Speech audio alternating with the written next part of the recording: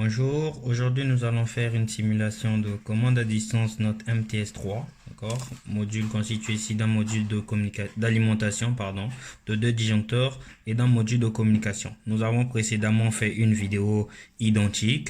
Dans celle-ci, nous avons changé le module de communication qui est passé de Wi-Fi à module GSM. Donc celui-ci fonctionne avec une carte SIM. Vous pouvez d'ailleurs remarquer l'antenne ici.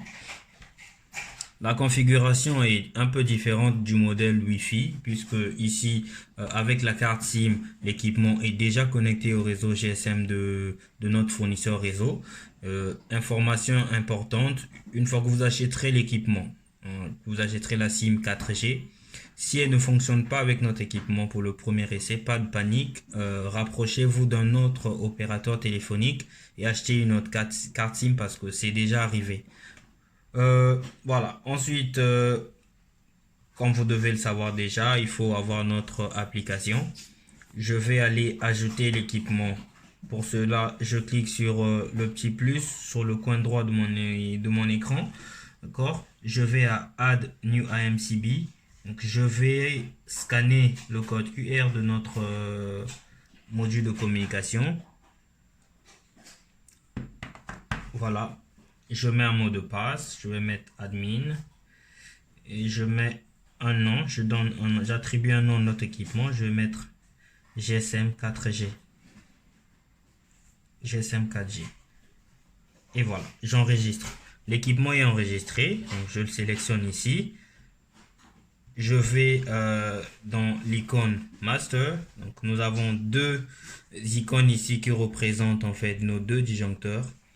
Vous avez la possibilité de les sélectionner, de désélectionner, ce qui vous permet de commander simultanément ou séparément selon les besoins. Donc ici, j'ai sélectionné les deux disjoncteurs qui sont en position on, comme vous pouvez le voir. Je vais les éteindre. D'accord.